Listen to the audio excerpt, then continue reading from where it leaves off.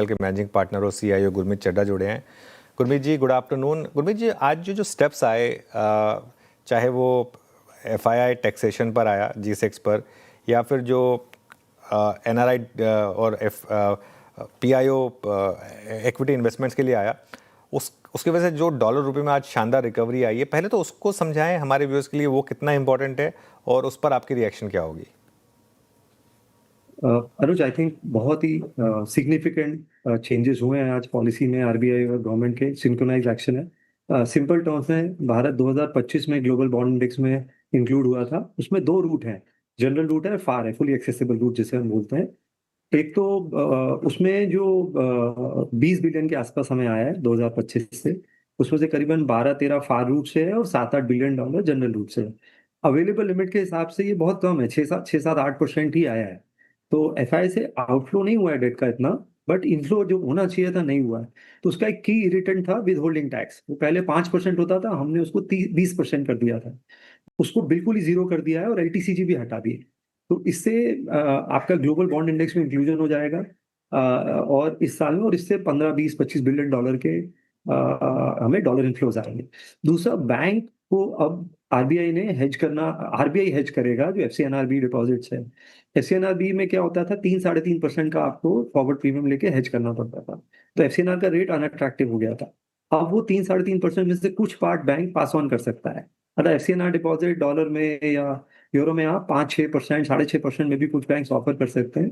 और बहुत foreign banks की लिमिट्स होती हैं, तो वो लेवरेज यूज करके जैसे आप जापानीज लाइबोर में बोरो करते हैं 3-3.5% पे, 4% पे और 6% इन्वेस्ट करते हैं, अगर आप 3-4 टाइम्स लेवरेज दे देंगे तो ओवरऑल यील्ड बहुत अट्रैक्टिव हो जाती है। तो मुझे लगता है यहाँ से भी 20-25-30 बिलियन डॉलर आना चाहिए। तो इसलिए आज रुपी आप देख रहे हैं क्लोजर टू 95 है, 96 की तरह। तो बहुत अच्छा रिएक्शन है। और PSU लेंडर्स को भी ECB उसमें छूट दी गई है, वो बोरो कर सकते हैं डॉलर टर्म। तो बैंक्स के लिए, PSU लेंडर्स के लिए कॉस्ट ऑफ फंड्स भी कम होगा, ट्रेजरी इनकम भी बढ़ेगी। तो ये बैंक्स और फाइनेंशियल्स के लिए बहुत पॉजिटिव है। देश को FX फ्लोज मिलेगा तो balance of payment problem solve होती है। तो ये बहुत सिग्निफिकेंट स्टेप है। इसलिए शायद बैंक निफ्टी थोड़ा ज्यादा पॉजिटिव है और ओवरऑल मार्केट अभी भी थोड़ा सा वीक है, क्योंकि FI आउटफ्लोज इक्विटी से अभी भी जारी है।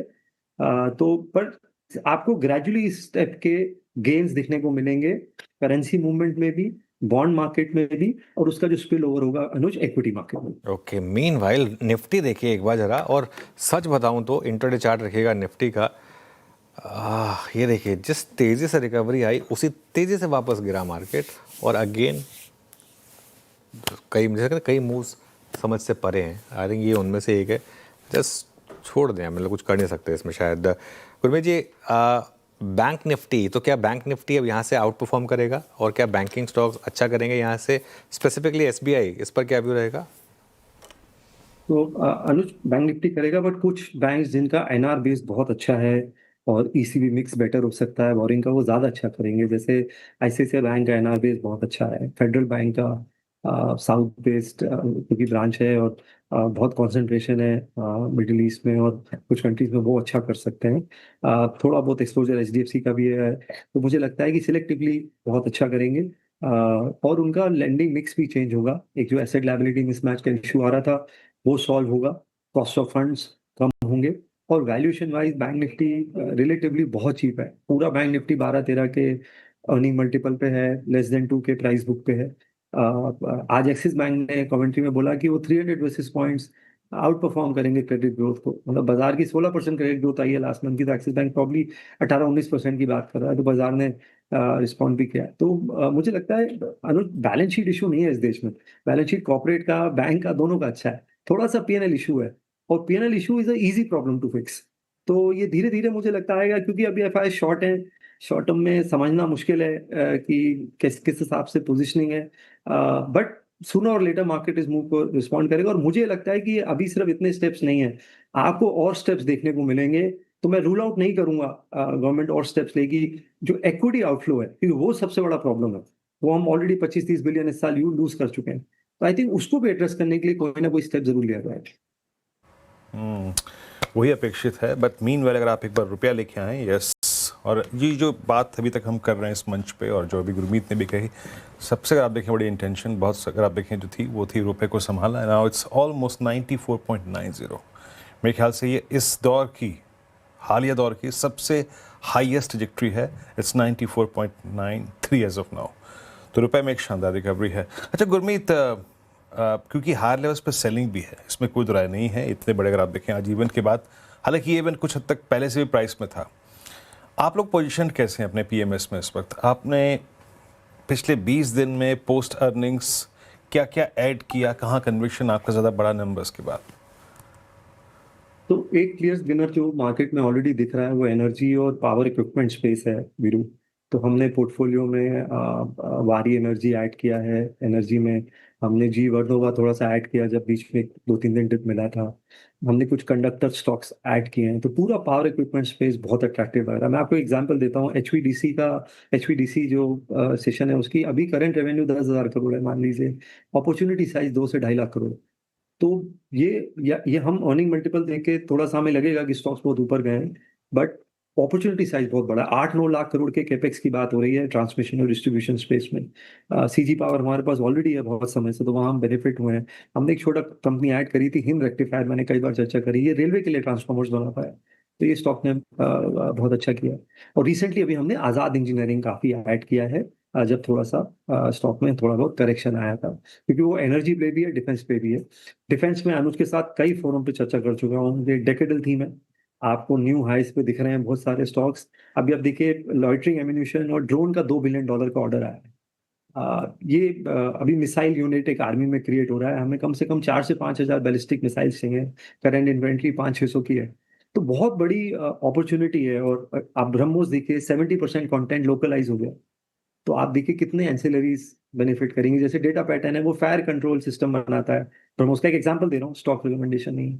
तो डिफेंस हमने ऐड किया है। और थोड़ा सा मैंने पहले चर्चा करी थी, इंपोर्ट सब्स्टिट्यूशन थीम हम देख रहे हैं। युआन अप्रिशिएट कर गया 20-22%। तो जब भी कोई कैपेसिटी ऐड हो रही थी केमिकल स्पेस में, एपीआईज में, कैपिटल इक्विपमेंट में, चाइना से प्राइस कटिंग हो रही थी और वो काफी हद तक कम हो गई है। तो एक minimum import price duty government ने लगाई है सेक्टर पे और युआन अप्रिशिएट कर गया। तो 20-25% का जो गैप था वो कवर हुआ है। तो सिलेक्टिवली हम कुछ केमिकल और एपीआई नेम्स भी पोर्टफोलियो में ऐड करेंगे।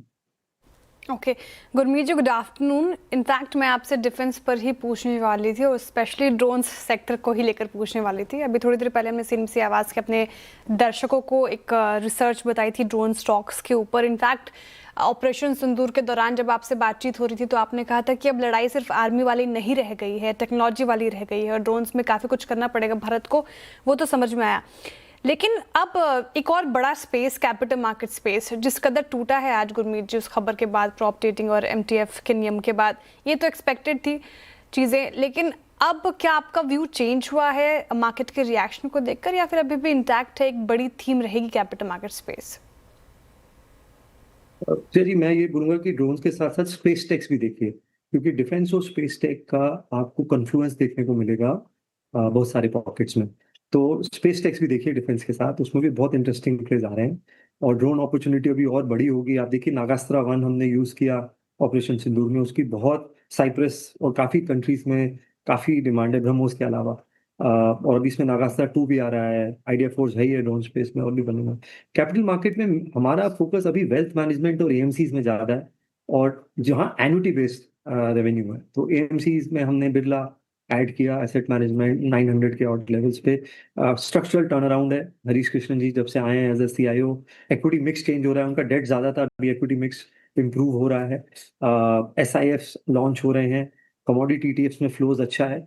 तो एएमसी और वेल्थ मैनेजमेंट, ब्रोकिंग को और ट्रांजैक्शन बेस्ड बिजनेसेस को जैसे सीडीएसएल है, नियर टर्म में आउट परफॉर्म करेंगे, लॉन्ग टर्म में वापस ट्रांजेक्शन। आई थिंक एनएससी का आईपीओ जब आएगा वो एक बहुत बड़ा इवेंट होगा। जब भी आता है 5 लाख करोड़ के आसपास का मार्केट कैप है, 12-13 हजार करोड़ का आईपीओ आएगा। तो हम कैपिटल मार्केट्स प्ले में बिरला एएमसी हमने थोड़ा सा ग्रो ऐड किया है करेक्शन में, क्योंकि बड़ी स्ट्रक्चरल स्टोरी है। 45% न्यू एसआईपीज अब वहां पे रजिस्टर हो रही हैं, एसेट मैनेजमेंट में अच्छा कर रहे हैं, और जैसे जैसे वॉल्यूम ठीक होगा, ब्रोकिंग बिजनेस बढ़ेगा, मार्केट शेयर गेन करते जा रहे हैं न्यू अकाउंट्स ओपन में। तो ये हमारे कैपिटल मार्केट प्लेस है। ओके, मीन वाल अदानी ग्रीन लेकर आइए एक बार जरा, 7% ऊपर हो गया है। अब अदानी एनर्जी ये भी 4% ऊपर, बड़े ही मूव्स आ रहे हैं इस समय अदानी ग्रुप स्टॉक्स में। गुरमीत जी, ये अदानी ग्रुप स्टॉक्स में आपकी प्रेफर्ड पिक्स क्या होंगी? तो अनुज, हमारे पास अदानी का कोई एक्सपोजर नहीं है, बट अब हम रिव्यू कर रहे हैं जब से ये सेटलमेंट हुआ है यूएस के साथ, क्योंकि एक बहुत बड़ा ओवरहैंग था, उससे इंस्टीट्यूशनल सेलिंग और नेगेटिव कवरेज होती है। और अदानी ग्रीन जैसा आपने बोला, एक स्टॉक है जो अभी भी प्री हाइडेनबर्ग वाले लेवल पे था। बाकी जगह अच्छी मूवमेंट आई है, चाहे वो एंटरप्राइज हो, पोर्ट्स हो, बाकी बिजनेस में। हम अभी अदानी एनर्जी को थोड़ा सा स्टडी कर रहे हैं और अदानी पोर्ट को। तो हमें लगता है कि बहुत यूनिक बिजनेस है, और पोर्ट्स में एक्चुअल में देखा जाए तो एक ऐसा बिजनेस है जिसमें फ्री कैश फ्लो है। अदानी बाकी सारे बिजनेसेस में लेवरेज है, शेयर प्लेजिंग है, और काफी केपेक्स इंटेंसिटी है। हम एनर्जी में अभी जेएसडब्ल्यू एनर्जी को भी इवैल्यूएट कर रहे हैं, और देख रहे हैं कि हम क्या ऐड कर सकते हैं। वारी हमने अभी रिसेंटली ऐड किया है। तो जैसे मैंने बोला, मैं एनर्जी स्पेस को लेके बहुत बहुत कंस्ट्रक्टिव हूँ, और मुझे ऐसा लगता है कि ये सबसे बड़ी, इंडिया से सबसे बड़ा एआई का फॉलो थ्रू बेनिफिशियरी है वो इलेक्ट्रिफिकेशन है। और यहाँ पे ऑर्डर बुक 2029-30 तक सबकी फुल है, जो भी अच्छे प्लेयर्स हैं। तो रेवेन्यू विजिबिलिटी है, एक्जीक्यूशन रिस्क कम है, मार्जिन इंप्रूव होता हुआ दिख रहा है। तो ये परफेक्ट परफेक्ट कॉम्बिनेशन। ओके, अगर आप देखें इस स्पेस में एक स्ट्रॉन्ग कन्विक्शन आपका यहाँ पे गुरमीत जी। अच्छा गुरमीत जी, ऑटो में मारुति ने जो एक फ्लैक्स फ्यूल वाली वैगनआर लॉन्च करी, प्रोडक्ट इनोवेशन हो रहे हैं, दैट्स गुड, है ना, ये अच्छी बात है। आप कैसे देख रहे हैं इसको? और पिछले अगर एक महीने के प्राइस सेक्शन को देखें, टाटा मोटर्स पैसेंजर व्हीकल, एक स्ट्रॉन्ग रिकवरी यहाँ पर। आपने ऑटो में क्या प्लेसमेंट रखी हुई है अपनी इस वक्त? तो हमने पीछे संधार ऐड किया था, मैंने आपसे चर्चा की थी, क्योंकि टीवीएस का सबसे बड़ा सप्लायर है। टीवीएस के नंबर्स बहुत अच्छे आ रहे थे, तो उसका फॉलो थ्रू रिफ्लेक्शन होना ही था। 60% रेवेन्यू टीवीएस से आता है संधार का। तो वो लॉक्स बनाते हैं, फैब्रिकेशन है, शीटिंग है, इंडस्ट्रियल कैबिन्स बनाते हैं। तो थोड़ा सा उनका जो two wheeler four wheeler mix है, अब 55-45 60-40 हो गया। पहले टू व्हीलर की तरफ ज्यादा था। तो स्टॉक ने बहुत अच्छा किया अर्निंग्स के बाद। अभी हम मदरसन वायरिंग को स्टडी कर रहे हैं। तो अगर आप देखिए, अगर आप एक पेट्रोल मॉडल लीजिए किसी कार का, लेट्स से MG हेक्टर है, 18 लाख रुपए का पेट्रोल वर्जन है, तो उसमें मान लीजिए 15,000 रुपए का वायरिंग हार्नेस यूज होता है। जो उसका ईवी वर्जन है उसमें 35-40 हजार का होगा। तो वायरिंग हार्नेस ईवी में और हाइब्रिड में ज्यादा है नॉर्मल इंजन से। तो जैसे जैसे ऑटो पिकअप होगा और ईवी पिकअप होगा, हमने एस्टिमेट किया था कि ईवी एडॉप्शन 8% होगा। पिछले महीने की अगर आप सेल्स देखें, ऑटो सेल्स की 10% हो चुका है ऑलरेडी। तो बहुत तेजी से अडॉप्शन बढ़ रहा है। तो जैसे जैसे ईवी अडॉप्शन बढ़ेगा और ऑटो में पिकअप आएगा, वायरिंग हार्नेस में डबल शेयर आएगा। तो ये एक बिजनेस हम थोड़ा इवैल्यूएट करें। हमने अभी as a disclaimer position add नहीं करी है, बट इसको स्टडी करें। चलिए गुरमीत, बहुत बहुत शुक्रिया और इस पूरी चर्चा के लिए, और अपनी पोर्टफोलियो की मतलब PMS की प्लेसमेंट पे बात करने के लिए बहुत बहुत शुक्रिया आपका।